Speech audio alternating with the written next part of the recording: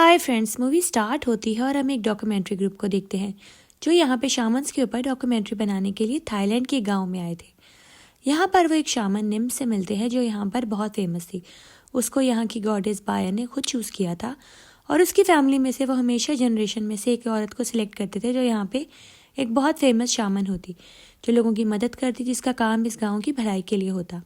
अब यहाँ पर वो बताती है कि पहले मेरी बड़ी बहन को सिलेक्ट किया गया था, लेकिन वो शामन नहीं बनना चाहती थी, इसलिए अब ये जिम्मेदारी मेरे ऊपर आती है।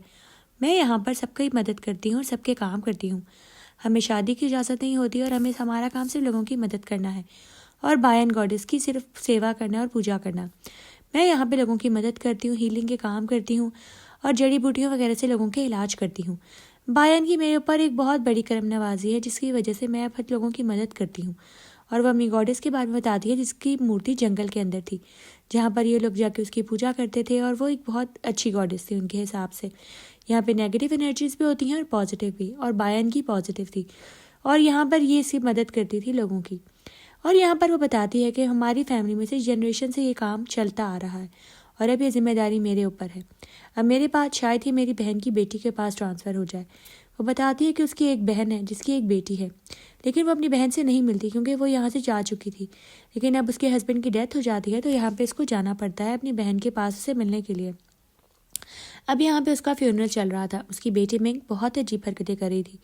जैसे ही निम यहाँ पर पहुँचती है वो अपनी भांजी मिंग को देखती है तो उसको वो देखकर बहुत हैरान होती है। उसका एटीट्यूड बहुत ख़राब था। कुछ अर्से पहले उसकी बहन के बेटे ने भी सुसाइड की थी। इनकी फैमिली बहुत बुरी तरीके से कर्ज थी और यहाँ पर लोगों की मौतें होना बहुत नॉर्मल था। इसकी बहन ने जिस लड़के से शादी की थी वो कर्ज्ड फैमिली से था और यहाँ पर यही कर्ज अब आगे से उसके बच्चों में ट्रांसफ़र हो रहा था। लेकिन फिर भी वो अपनी बहन की हस्बैंड की फ्यूनरल पे ज़रूर आती है क्योंकि वो अपनी बहन को यहाँ पर अकेला नहीं छोड़ना चाहती थी। मिंग इसको देख के बहुत ही अजीब रिएक्ट कर रही थी। वो बिल्कुल भी नहीं चाहती थी कि यहाँ पे रुके, लेकिन एक रात इसको यहाँ पर रुकना ही पड़ता है क्योंकि रात बहुत देर हो चुकी थी और यहाँ पर मिंग की हरकतों से भी सब लोग बहुत परेशान थे। रात में भी वो बहुत ही अजीब हरकतें कर रही थी। सब लोग नोट कर रहे थे कि इसको क्या हो गया है। फिर सब लोगों को लग रहा था शायद ये अपसेट है इसलिए ऐसे कर रही है। अब यहाँ पे जिस औरत को रात को वो बहुत घूर के देख रही थी, अगले दिन उसकी डेथ हो जाती है। अब तो निम को कन्फर्म हो चुका था कि मिंग के साथ कुछ गलत हो रहा है। वो शामन थी, थोड़ी बहुत नॉलेज उसको थी, वो लोगों को जज कर सकती थी और उसको आइडिया हो गया था कि उसकी भांजी के साथ कुछ बहुत गलत हो रहा है और उसका रवैया भी बहुत ख़राब है। ऐसे नॉर्मली वो पहले कभी भी नहीं थी। अब यहाँ पर वो अपनी बहन के घर जाती है और वहाँ पर उससे बात करती है। वो कहती है तुम्हें पता है तुम्हारी बेटी की हरकतें कुछ बहुत ही अजीब हैं और उसके रूम में भी उसको बहुत अजीबोगरीब चीज़ें मिलती हैं विचक्राफ्ट से बचने के लिए। और यहाँ पर जब मिंक आती है तो वो अपनी खाला को घर से बाहर निकालने देती है। वो अपनी मदर को कहती है अपनी बहन को यहाँ से भेज दें, ये मेरे कमरे में खुद कुछ रखती हैं और बाद में मुझ पर इल्ज़ाम लगाती हैं। और यहाँ पर निम वापस चली जाती है, लेकिन फिर भी वो अपनी बहन को कहकर जाती है कि इसके ऊपर नज़र रखो। और बाद में वो डॉक्यूमेंट्रीज वाले लोगों को बताती है कि मुझे मिंक की हरकतें ठीक नहीं लग रही। मैं शामन हूँ, मैं नेगेटिव एनर्जीज फ़ौरन देख लेती हूँ कि किसके साथ है और किसके साथ नहीं। और यहाँ मुझे मिंक के साथ कोई बहुत ही ज़्यादा पावरफुल नेगेटिव एनर्जी फील हो रही है। अब यहाँ पे उसकी बहन का इंटरव्यू लेते हैं जाकर डॉक्यूमेंट्री वाले। वो बताती है कि मैंने शानिज़म छोड़ दिया, मैंने क्रिश्चियनिटी अपना ली और मैं बहुत खुश हूँ। मैं यहाँ पे अपने हस्बैंड के साथ मीट शॉप पर काम करती थी और मैं उसके साथ शादी करके बहुत खुश हूँ। और वो कहती है ये क्वालिटी सिर्फ मेरी बहन में ही थी, वही शामन बन सकती थी, मैं नहीं। मैं शादीशुदा ज़िंदगी से बहुत खुश थी अपने बच्चों के साथ, लेकिन फिर अचानक से मेरे हस्बैंड की फैमिली की वजह से हमारे ऊपर एक कर्ज आ गया जिसकी वजह से सारे मसले मसाइल होना शुरू हो गए। और अब वो बताती है कि मैं अपने बच्चों के साथ बहुत खुश थी, लेकिन मेरे पहले बेटे ने खुद सुसाइड की, फिर मेरे हस्बैंड की डेथ हो गई। लेकिन अब मेरी बेटी मिंग जो है वो थोड़ी अजीब हो गई है। वो बहुत अजीब हरकतें कर रही है। मैं उसको कहीं पर दिखाऊंगी ताकि वो ठीक हो जाए। मुझे नहीं पता कि शामनिज्म का इंटरेस्ट उसके ऊपर आ रहा है या जो भी है, या कुछ भी मसला है, मैं अपनी बेटी को ज़रूर ठीक कर लूँगी। अब यहाँ उसकी बेटी के ऊपर बहुत ज़्यादा मसले हो रहे थे। वो ऑफिस में भी काम सही नहीं कर पा रही थी और बिल्कुल बच्चों वाली हरकतें कर रही थी। उसको ऑफिस से भी निकाल दिया जाता है क्योंकि वहाँ पर उसकी हरकतें ठीक नहीं थी और यहाँ पर उसके सारे दोस्त उसे मिलना जुलना छोड़ देते हैं। अब वो यहाँ पर अपने भाई से बात करती है और उसको बताती है कि मुझे नहीं पता कि मेरी बेटी के साथ सब कुछ हो रहा है। उसका भाई कहता है शायद तुमसे गॉडेस नाराज़ है, इसी वजह से तुम्हें ये सब हो रहा है और तुम्हारी बेटी की वजह से तुम्हें तकलीफ़ आ रही है। अब उसे जॉब से भी निकाल दिया गया था और वो बहुत ज़्यादा डिप्रेस रहने लगी थी। यहाँ पर उसको पता चल गया था कि पूरे गांव वाले इसको पसंद नहीं करते, सब लोग उसे बहुत नाराज़ और खफा थे और अपने बच्चों को उससे दूर रखते। अब वो लड़की बहुत परेशान रहने लगी। मिंक हर वक्त घबराई हुई, डरी हुई रहने लगी। एक दिन तो उसने अपने आप को मारने की भी कोशिश की और वॉशरूम से उसकी माँ ने उसको बचा लिया और यहाँ पर उसको हॉस्पिटल में ले। फिर उसने अपनी बहन निम को बुलाया और उसको बताया कि शायद इसके साथ भी वही हो रहा है जो हमारे साथ हुआ था।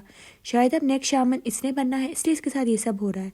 लेकिन यहाँ पर निम आकर कहती है कि शैनिज़्म में ऐसे नहीं होता, हमारे साथ कभी इस तरह की चीज़ें से नहीं हुई जैसे मिंग के साथ हो रही हैं। मिंग के साथ कोई और मसला है, वो गॉडेस की तरफ से नहीं हो रहा। मैं जो भी है इसके बारे में पता लगाऊंगी और हमारी बेटी बिल्कुल ठीक हो जाएगी, तुम बिल्कुल परेशान मत हो। अब यहाँ पर वो उसको तसल्ली देती है और इसके बारे में थोड़ी बहुत रिसर्च करने जाती है ताकि वो पता लगा सके कि इसके साथ मसला क्या है। वो कहती है कि मैं तुम्हारे बेटे के रूप बुलाऊंगी और इससे बात करने की कोशिश करूंगी, शायद वो मुझे बता दे। अब वो अपनी बहन के घर जाती है और वहाँ पर तस्वीर उठाती है अपने भांजे की, जिसने थोड़ी देर पहले ही सुसाइड की थी। वो समझ गई थी कि शायद ये अपनी बहन की रूह को सता रहा है या जो भी है। मैं इससे पूछती हूँ शायद इसको पता हो कि इसकी बहन के साथ क्या हो रहा है। अब वो पिक्चर लेकर वहीं पर चली जाती है जहाँ पर उस लड़के ने सुसाइड की थी और यहाँ पर वो उसकी सोल को बुलाने की कोशिश करती है ताकि उससे बात कर सके कि आखिर इसकी मसला हो क्या रहा है, शायद वो इसकी हेल्प कर सके। और वो उसके साथ कनेक्शन बनाने की बहुत कोशिश करती है, लेकिन फिर भी उसको कुछ समझ नहीं आता और वहाँ पर इसका कोई कनेक्शन बिल्डअप नहीं होता। लेकिन इसको इतना तो पता लग गया था कि जो भी है इसके साथ एक नेगेटिव फोर्स है जो अटैच हो रही है। अब यहाँ वो उस लड़की को हर जगह लेकर जाते हैं, हर प्रीस्ट के पास, हर शामन के पास, दम करवाते हैं, ये सब कुछ करते हैं ताकि वो फ़ौरन ठीक हो जाए। लेकिन फिर भी उस लड़की के अंदर कोई चेंजेस नहीं आ रहे थे। अब यहाँ निम बहुत परेशान होती है और वो अगर अपनी बहन को बताती है कि तुम्हारी बेटी पता नहीं कहाँ चली गई, वो गुम गई है। अब ये लोग उसको ढूंढते हैं लेकिन ये इनको कहीं भी नहीं मिल रही थी। अब यहाँ उसकी बहन की तबीयत बहुत ख़राब हो जाती है अपनी बेटी को लेकर, लेकिन फिर भी वो कहती है कि मैं हिम्मत नहीं हारूंगी, मैं निम को ढूंढूंगी। अब यहाँ पर निम निकल जाती है पिंक को ढूंढने के लिए। सबसे पहले तो वो उसके भाई की सोल को बुलाने की कोशिश करती है। वो अपनी बहन को कहती है कि उसी के ज़रिए हमें कुछ पता लग सकता है। अब वो जाती है और जाके एक दोबारा कनेक्शन बनाने की कोशिश करती है। सबसे पहले तो वो गॉडेस के पास लेकर जाती है अपनी बहन को और कहती है तुम मुझसे माफ़ी मांग लो, शायद इससे तुम्हारी बेटी ठीक हो जाए। और अब यहाँ पर वो उसको बुलाने की कोशिश करती है ताकि वो पता लगा सके कि उसकी भांजी मिंग कहाँ पर है। और उसके भाई की सोल वहाँ पर आ जाती है और वो बताता है कि मेरा कोई कनेक्शन नहीं था उसके साथ। अब यहाँ पर जो भी हो रहा है, पुलिस भी इन्वेस्टिगेशन कर रही थी, उन्हें पता चल जाता है कि जंगल के पास ही कहीं लड़की गायब हुई है। अब यहाँ पर वो उसको ढूंढने की पूरी कोशिश करते हैं और यहाँ पर उसको भी पता लग जाता है कि वो लड़की कहाँ पर है। निम को उसकी सोल ने बता दिया था कि वो लड़की किधर है। अब वो उस लड़की को ढूंढने के लिए वहीं पर चली जाती है जिस जगह का उसने बताया था। एक बहुत ही वीरान घर जंगल के अंदर था जहाँ पर वो लड़की मौजूद होगी। अब ये वहाँ पर आ जाती है ताकि अपनी भांजी को ढूंढ सके और जैसे ही वो उस घर में, उस खंडर में जाती है, वहाँ पर उसको अपनी भांजी मिल जाती है। और यहाँ पर मिंग बेहोश पड़ी होती है। वो उसको लेकर जाती है क्योंकि वो बिल्कुल बुरी हालत में थी, बिल्कुल अधमरी। अब वो उसको उठा के हॉस्पिटल ले जाती है ताकि जाकर उसका ट्रीटमेंट करवा सके क्योंकि वो बिल्कुल बेहोश थी और उसमें बहुत ज़्यादा डिहाइड्रेशन और ताकत ख़त्म हो चुकी थी उसके जिस्म में से। अब यहाँ पर फिर वो गॉडेस के पास जाती है हेल्प मांगने के लिए, लेकिन जैसे ही वो यहाँ पर पहुँचती है वो देखती है उस गॉडेस का सर उतरा हुआ था, यानी वो मूर्ति टूटी हुई थी। अब उसको समझ आ गया था कि अब इस गॉडेस ने भी उसकी हेल्प नहीं करनी क्योंकि इसने ऐसी फैमिली की मदद की है जो कि कर्ज थी। अब यहाँ मिंग बिल्कुल आउट ऑफ ऑर्डर हो चुकी थी। वो अपनी हाला को कहती है कि तुम शामन हो ना, तुम पता लगाओ मेरे अंदर कितनी रूहें हैं।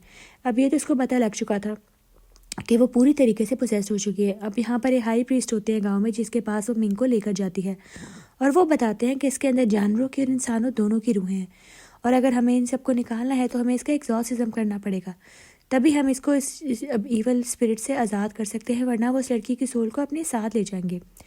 अब यहाँ पर और कोई चारा नहीं था और एग्जॉर्सिज्म वहीं होना था जहाँ पर ये लड़की मिली, यानी उस खंडर वाले घर में। अब यहाँ पर मिंग की हालत बहुत ख़राब हो रही थी, इनके पास टाइम बहुत कम था, एग्जॉर्सिज्म जल्दी करना था।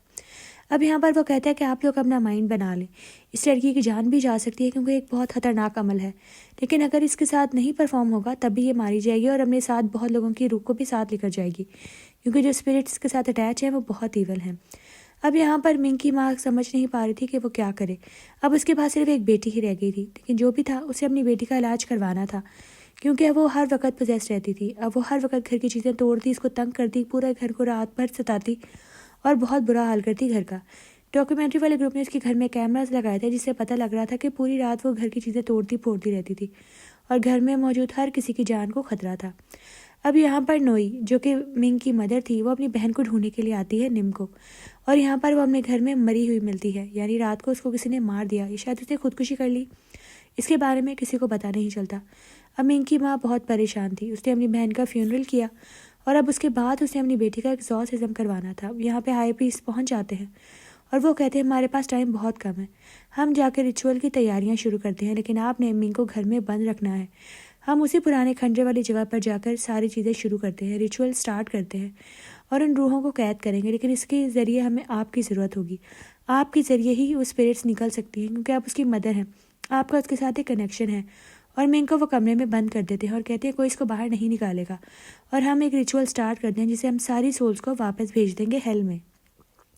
अब यहाँ पे उसके मामू और उसकी मामी बैठे होते हैं, जो कि इस लड़की की पहरादारी कर रहे थे कि वो इस कमरे से बाहर ना आए।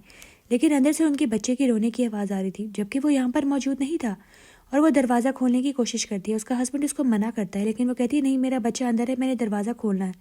लेकिन ये मिंग की एक चाल थी। उसने जैसे ही दरवाज़ा खोला, उसने उसको मार दिया। और अब यहाँ पर वहाँ पे रिचुअल भी ख़राब होने लग गया, क्योंकि मिंग उस कमरे से बाहर आ गई। अब ये सारी सोल जिनको वो मटकों में बंद कर रहे थे, वो वहाँ पर फैल गई और एक एक करके वहाँ मौजूद हर बंदे को मारने लगी। सबसे पहले तो हाई प्रीस्ट को मार दिया। उसके बाद जो जो लोग वहाँ पे मौजूद थे, क्रू के भी, डॉक्यूमेंट्री वाले भी, उनको भी एक एक करके उन्होंने मारना शुरू कर दिया, क्योंकि आधे लोग पोजेस हो चुके थे। जो जो रूहें उन्होंने मटकों में कैद की थी, वो बाहर निकल आई थी। अब मिंग भी वहाँ आके पहुँच जाती है और वो भी सबको बहुत बुरी तरीके से मारना शुरू कर देती है। उसने बहुत तूफान मचाया और उसने एक एक करके वहाँ सबको मार दिया। उसकी माँ ने अपनी बेटी को कंट्रोल करने की बहुत कोशिश की, लेकिन फिर भी उसके पास अब शामन वाली पावर्स नहीं थी, इसलिए वो अपनी बेटी को नहीं बचा पाई। और इसी वजह से उसकी बेटी बहुत बुरी तरीके से सबको मारती हुई चली गई और सबका इंसानी गोश्त खाती रही, क्योंकि वो पूरी तरीके से इवल स्पिरिट्स के अंडर थी। अब यहाँ पर हम देखते हैं सब लोग मारे गए, कोई भी नहीं बचा। और यहाँ पर सिर्फ मिंग एंड पे बच जाती है और कैमरा उसकी तरफ ही फोकस हो जाता है, क्योंकि कैमरा मैन भी मर चुका था। यही मूवी ख़त्म हो जाती है। The end.